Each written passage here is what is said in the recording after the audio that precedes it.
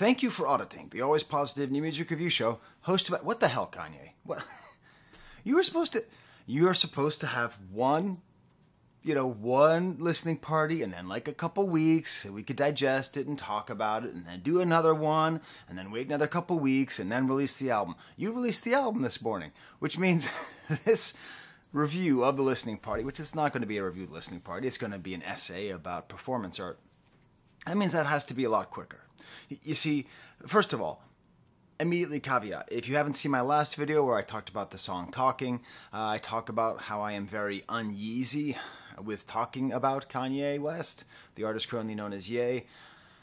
I have a lot of my reservations. Please see the first 5 minutes of that video if you need to understand a sort of deeper caveat as to how I understand the issues with him, and I agree with the fact that he is a very difficult and hurtful person, but at the same time, this is a show, this is a channel, this is a life dedicated to studying art, and despite what he says, and despite how he is, he's still the greatest artist alive. But the question really is he still? I mean, that's the big question, right? That's going to be the question we're going to keep asking ourselves throughout this processing of Vultures, his album with Ty Dolla $ign. And one of my most successful videos, I think it's my fourth most successful video on this channel, is the one in which I talked about the first listening party for Donda and made the claim that he was the greatest, or not the greatest, but the most successful performance artist of all time. Now, it's crucial that you understand that. And if you're an art historian out there and you see me and you're mad at me, I'd like to remind you I'm sitting in front of Marina Abramović, okay? That's who that is behind me. So it's not like I think that performance art is bad and that Kanye is the only good one at it, okay? This is not like the gospel album where I don't listen to any gospel except for that. I appreciate performance art. My point is he the most successful, right? Has he had the most eyes on his performance art? And I think the answer is pretty clearly, it's hard to say no to that answer. Now, whether or not that answer has any meaning, that's up to you. Of course, the meaning comes from whether or not he is a good performance artist. Just as a reminder, I'm going to use the definition of performance art not from Wikipedia. I'm going to go back to the definition from the Tate Gallery in London, which is a great museum for a museum in England. Artworks that are created through actions performed by the artist or other participants, which may be live or recorded, spontaneous or scripted. So, if that is not a description of what you saw when you went into Vimeo, shout out to Vimeo, YouTube's greatest competitor, and when you went to Vimeo yesterday and you watched Ye and Ty Dolla $ign, it was an artwork that was created by actions performed by the artist, and he was live, but the music was recorded. Some of the actions were spontaneous, and some of them were scripted. But as we get ready to process Vultures, right, I'm currently doing that right now. I've listened to it a couple times. I don't do reactions on this channel, so I'm not going to be like, whoa, whoa. Okay, I'm not going to do that. If you want that, there's plenty of people out there doing that. You want one more? Okay. Hey, who says I don't give it to the people? Whoa. All right, do that as my thumbnail. What did we lose? So the question really is going to be, I mean, some people think that Donda is not as good as the rest of Kanye's work, and that's horse hockey. It's great. It's an amazing album. It's not his best work, but it is on par with his best work. Okay, I go to bat for that. I've talked a lot about Donda. And is this album going to be, regardless of his anti-Semitism, is it going to be... No, regardless of his intentional or unintentional white supremacist behaviors, right? Let's make it clear. That's my problem. That's the issue with what's happening here. Not just the anti-Semitism. Regardless of that, does he still have it as an artist? Which is a question which I struggled to answer even with Donda 2, okay? So let's compare this to the Donda listening parties. Like, let's start off with what it wasn't. There wasn't a screen. Didn't feel as coordinated. It didn't feel as intentional. There were no complicated set pieces like beds on the ground, no rising up into the sky, no houses burning down, no puddles of water to short-circuit microphones. there was no Demna, right? His collaborator. He had a couple of collaborators on the Donda live shows. Those shows, you know, with the repeating his mother's name over and over again, wearing a bulletproof vest with his mother's name on it, the imitation wedding, everything, like the whole thing felt like a greatly crafted. Okay, the thing about new Kanye that people liked about old Kanye was meticulously crafted. New Kanye is meticulously crafted and just throw that shit out there. That's the thing. He does both those at the same time. It's hard for people to live with that at the same time. So it was meticulously crafted and he just threw that shit out there, right? But this was not that. So I guess we could say, you know, okay, it's technically performance art, but has he taken a step down in terms of his ambition, in terms of his vision? And there's a particular image. Now, I shared this on Instagram, which I think really shows what I'm talking about, okay? You have to forgive how dirty my screen is. Actually, I don't care. You cancel me. This is an image that I took from a YouTube video because it was hard to find videos of the first performance, the one in Chicago. And this just kind of shows, like, this wouldn't have happened in Donda, okay? His shirt is riding up and you see his belly. Now listen, Kanye and I are the same age. I got that belly. I'm not belly shaming Kanye. Kanye is much like me, a very fit man, especially for someone who's 46, 47. I forget how old we are. We're 47? We're 46 now, yeah. That's how old you get, by the way. You forget how old you are. You know, but just like, there's something about this that just sort of speaks of a lack of grandeur, a sort of like a haphazard flag thrown there, and this guy doing the filming in the front. Like, it just lacks a certain, I don't know, weight or grandness. And that image really emphasized it to me. There's a couple other elements, little things that popped up. I mean, he's, instead of wearing Balenciaga's insane puffer jackets or spiky doodahs or anything like that, he's just wearing a jacket with the number 1 on the back, which is the same one from the Beatles album, the Greatest Hits album from 2000. You know, it just didn't quite have that feeling, which makes sense. But there's one sin, and I don't know if you picked this up. This artist, this master craftsman, I can't even say this. This hurts me, because regardless of his personal failings and dangerous conspiracy theories, I am a human being who doesn't want to point this out. But this is painful for the person who single-handedly changed fashion. You know, up there with, like, the most influential Americans in the history of fashion, you know? Definitely top 5 in that category. There's no debate about that. I'll talk to ask Bliss what he thinks. But, like, he had his phone in his back pocket. He had his phone in his back pocket. Yeezy, Mr. Line, Mr. Simplicity, Mr. Gorgeousness, Mr. Completely changed the way that we think of fashion and its role with urban culture and all that. And he had an outline of his phone. This is blank, of course, because I record my phone. Never professionalize if you can avoid it. He keeps his phone in his back pocket. Why? Okay, I have one theory why. Listen, I count my steps. I've counted my steps since... When I was in 2001, before smartphones, I carried a pedometer on my belt. Sorry, ladies, I'm taken. Because I was so obsessed with getting 10,000 steps, you know. And as you get older, you got to keep getting those steps in. So maybe, and I've done this before. I don't do anything without when I go play pickleball, when I go to the gym, my phone's in my back pocket. I've always got to be counting all the steps. Maybe that's why he's doing it. But I wouldn't do it if I was, like, trying to show off what a great artist I was, what a great fashionable genius I was, you know? Okay, so there's the no. It's not art. But come on.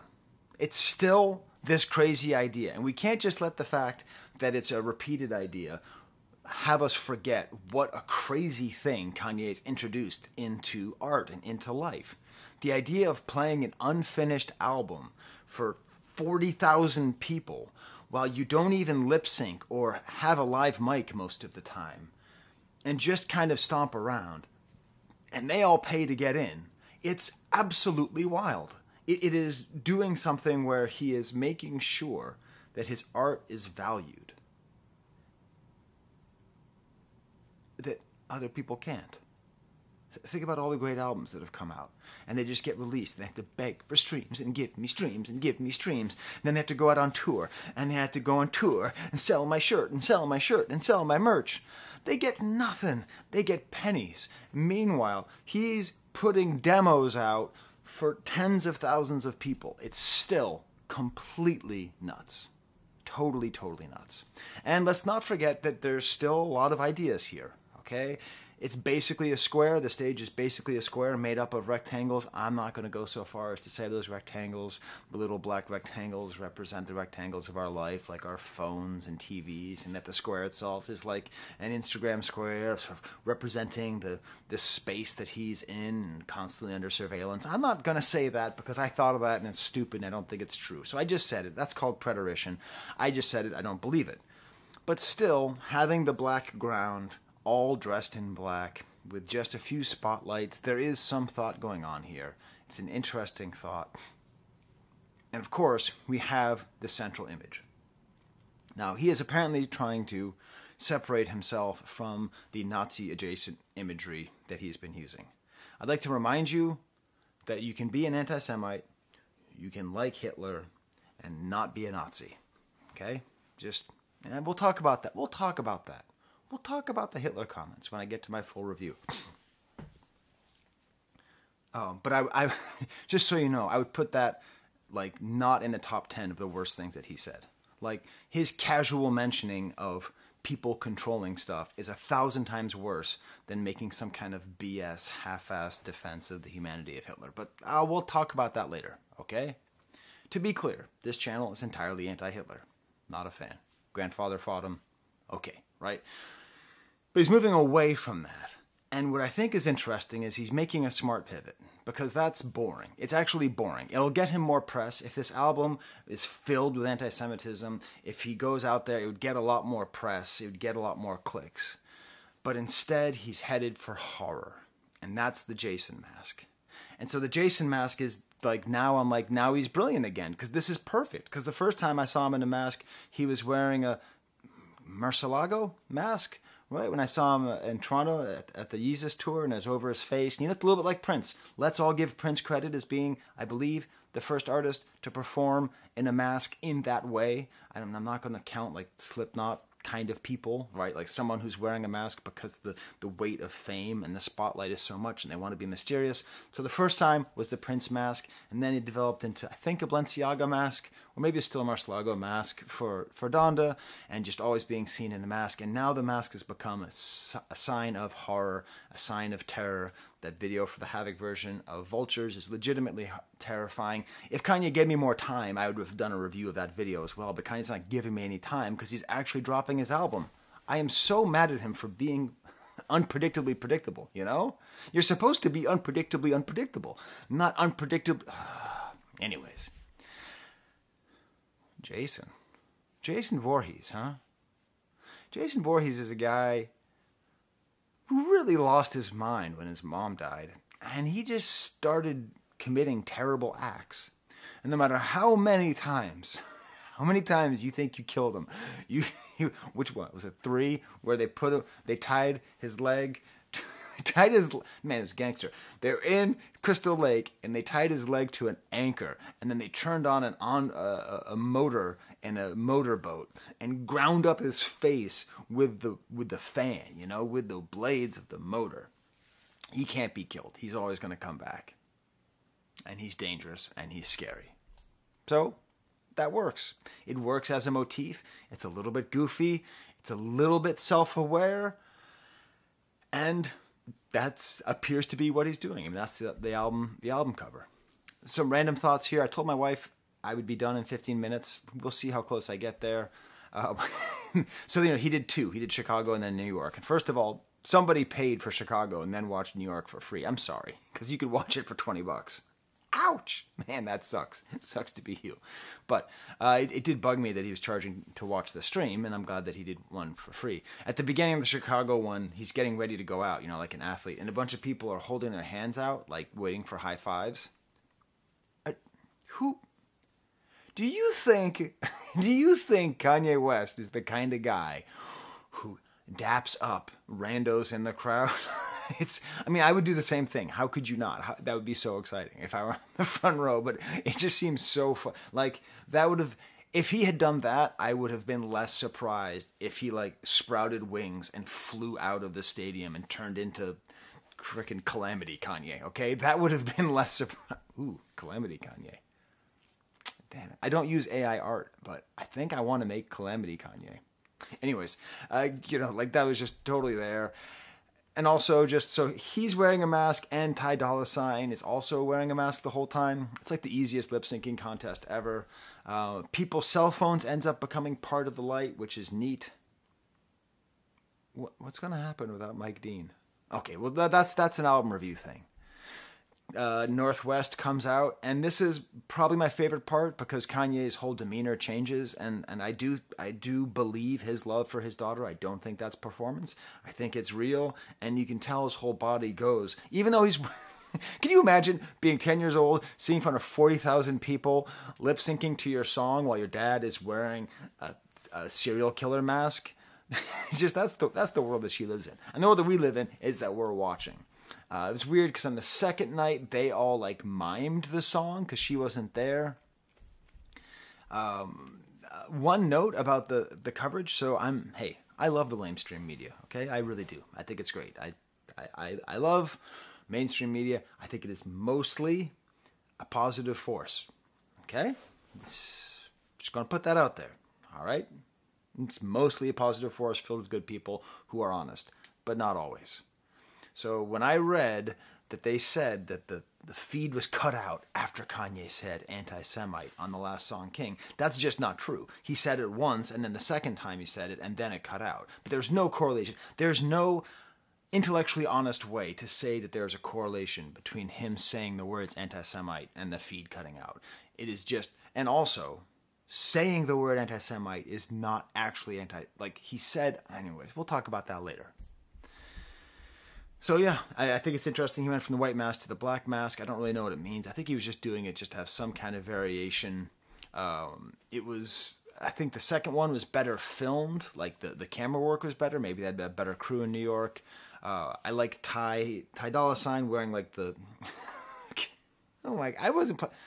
I'm sorry that we're going to have to wait to go to brunch with our friends, but I have to tell this story. When I was a kid, I used to get dressed up and say I was a ninja. In my living room, I put on a jacket, snow pants, and then, a balaclava, like a hat with just little things, and then I'd put sunglasses on, and I would just, like, run around being like, Ma, Pa, I'm a ninja. I would sweat my ass off. And that's how he's dressed. He's dressed with the balaclava and little sunglasses. It's very funny. At certain points, other people get up there. I do think it's funny that we're kind of going backwards. Like, one of them, maybe it was YG or something, was wearing these huge shoulder pads. And it's almost like we're going back to the late 70s where everyone's, like, dressed up super wild, like Soul Sonic Force.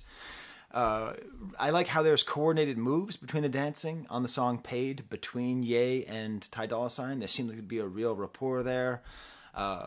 Everybody is not on the album, so I'm not going to get to point out the fact just how absolutely insane it is that he's mixing together Backstreet Boys and Frankie Cutlass's sampling of Grand Wizard Theodore, the guy who actually invented scratching and made the song that has Puerto Rico, oh, but then he just quoted the oh part, mixed up Backstreet Boys. I don't get to talk about that, so I'll talk about that here. Run to Me. Last night, this is true, I watched the entire movie Dogma, the entire thing. I'd never seen it before. I am indebted to Kevin Smith for what he did in the beginning, and then I just find him kind of annoying now. But anyways, the big titty, naked, butt naked women, whatever, that's a paraphrase from the movie Dogma. It seems like he's sort of going back to trying to do like it in Paris with this kind of a goofy comedy quote. Before the movie, maybe before the show started, he posted that on Instagram.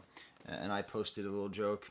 Controversial, big ego, butt naked geniuses just don't fly out the sky, Because, he took a picture of all the clothes that he would be wearing. I thought it was funny. Some of you commented on there, which is very cool. The second night actually played a Cardi song and then replayed a song, and Cardi looked dope. He had a cool hat on. Cool little like jestery kind of devil hat. Very cool. And then the thing that the second show did, which I really appreciated, was they showed the audience a lot.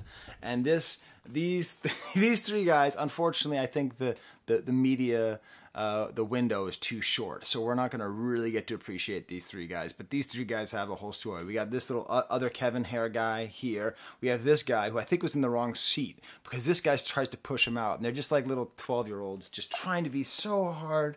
And it's so funny and so cute. And yeah, just the whole thing ended up being interesting, ended up being exciting, ended up being a little boring at a certain point. It was weird because I heard the Ozzy Osbourne sounds and he tweeted that he wasn't going to do, but I'm not going to get into Ye drama right now. I'm not really interested in that. My final thing that I loved is at the very end. So they turned off the video, but you could just hear some dude who was sitting next to the microphone being like, yeah, I got to go get a haircut tomorrow. And then later I got to edit these. Like someone forgot to hit mute. And I'm on so many Zoom meetings and I always like fear that I don't hit mute. So in conclusion, is Kanye still a performance artist? Yes, of course he is. This was still performance art. Was it of the quality of at least the first Donda? Oh, actually any of the Donda? No. It just wasn't. It didn't have the effort. It didn't have the vision. It didn't have the clarity. It didn't have the interest. It didn't have the build-up. But it's still nuts. All right. Well, then I'm going to get back to listening to the album after I go to brunch. Okay. There's the camera.